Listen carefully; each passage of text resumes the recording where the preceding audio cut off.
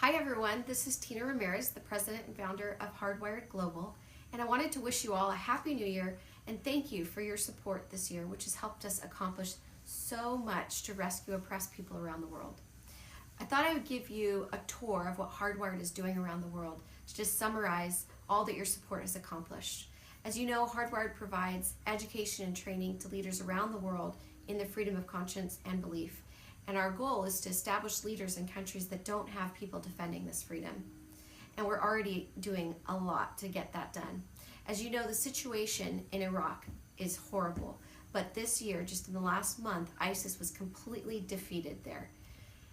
At the same time, winning the war is very different than winning the peace. And that's why Hardwired has been working in Iraq for the past few years to establish leaders that can defend the fundamental human rights of all of the oppressed communities there. Whether you are a Yazidi, a Baha'i, a Christian, a Jew, a Muslim, an atheist, homosexual, or a disabled person, Hardwired has been establishing leaders that will defend the fundamental rights of all those people.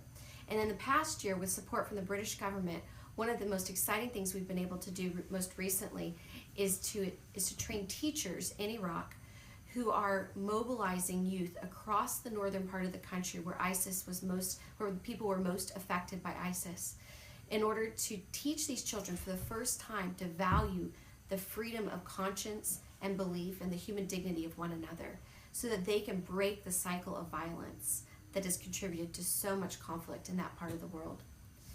Now, what's exciting is that the Kurdish government this past year invited Hardwired, after the work we did with these teachers, to train every teacher in their region in how to defend the fundamental human right to freedom of religion or belief.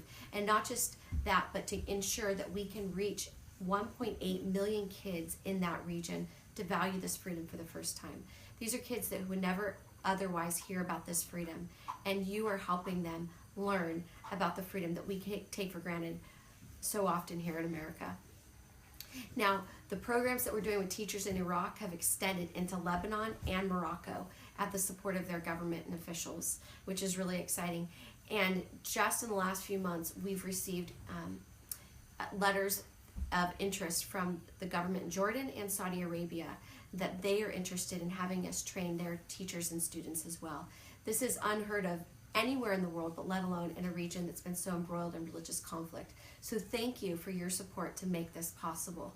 Now, another part of the world that has experienced significant conflict and religious oppression is Nigeria.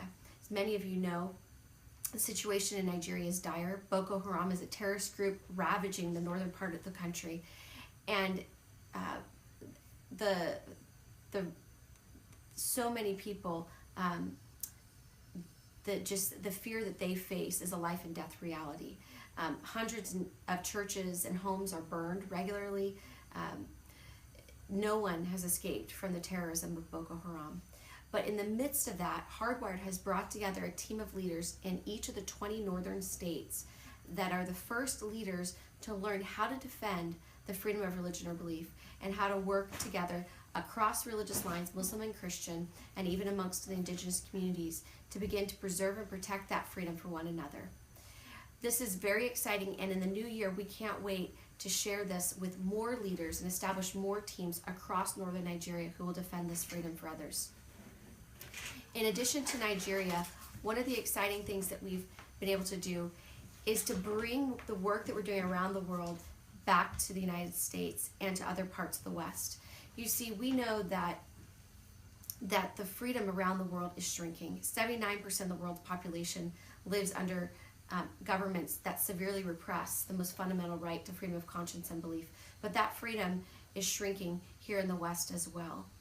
And so in the past year, we've launched an exciting campaign called Journey for Freedom that engages for the first time Western youth and other people in our community about why the freedom of conscience and belief is so valuable, and how they can be a part of the conversation to ensure this freedom for future generations here and around the world. 10 years ago, the number of people in the world that lived under religious oppression was 67%. So just in a decade, we've seen this freedom shrink, and we don't want that to continue to happen in another 10 years to see 89% of the world's population or 99% of the world's population affected by this. And we know that for those of you at home that have been such ardent supporters of this freedom for us, that we have to ensure a new generation here that's willing to defend this freedom for ourselves, for the future, and for the people around the world. So we want your help to join this campaign to help us preserve freedom here and abroad, and to make sure that there are defenders of freedom, not just in Nigeria and Iraq and in Sudan and Lebanon and Morocco and other parts of the world, but that there are youth here, that there are people here who will stand up in defense of this freedom. So we want to thank you for your support this year. We know that we couldn't have done this without you. In the past year, we had something really exciting happen. One of our close friends who works in Africa had been imprisoned about 1.5 years ago in Sudan. And he was in prison with a couple of religious leaders that were providing humanitarian aid to persecuted groups in northern Sudan, in Khartoum and Darfur. And it was a burden heavy on our heart. But for the last 5 years that Hardwired has existed, every year we've placed a person with a fellowship in the halls of Congress. And that person has advocated for persecuted people of all faiths and beliefs, and advocated for the fundamental human right to freedom of religion or belief.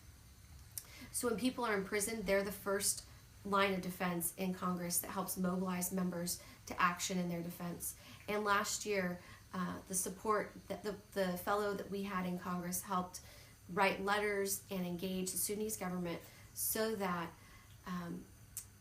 ultimately a friend of ours went to Sudan and took those letters from Congress that many of your members of Congress signed, and was able to advocate for his release. And so that man, Peter Yasik, was released from prison, and his life was saved. And shortly thereafter, through other support from members of Congress, the other Christian leaders that were with him in prison were also released. Now, the people that are on the ground helping us are Muslim lawyers that are risking their lives, that have had their homes put at risk. And so the situation in Sudan is one that we can never, we have to always be vigilant to continue to stand and to stand with the Muslims and the Christians in Sudan that are fighting hard for freedom. But this was a sign of hope that at least these few leaders that were working tirelessly to support the persecuted and the oppressed in Sudan were released and are able to celebrate Christmas and the holidays with their families this year. So thank you for making that possible, for making it possible for us to have a person in Congress that works tirelessly to defend the fundamental human rights of people of all faiths, and to ensure that that there will always be an advocate at the highest levels of government and even at the lowest levels in these countries like Iraq and Sudan, where they need the most basic advocates like lawyers and teachers and others to remind them of why freedom of conscience and religion is so important. This holiday season, we know that many of you celebrated with your families in freedom, and we want to thank you for remembering that this freedom is so valuable that we have to cherish it and give it as a gift to others every year. And we thank you for your support. If you want to continue supporting Hardwired, please sign up for our mailing list, our physical mailing list, where we send out a lot more updates about the work that we're doing. You can get more details that we don't share publicly about our work, much of which has to be confidential and private. Or you can sign up for our email list. And if you'd like to give a gift, please do, to continue supporting this work and make it possible for us to rescue more people from religious oppression, and to make it possible for more children and youth across the world to hear for the first time that this freedom is their fundamental human right, and that without it we can't survive. Thank you so much, and I look forward to another great year with you.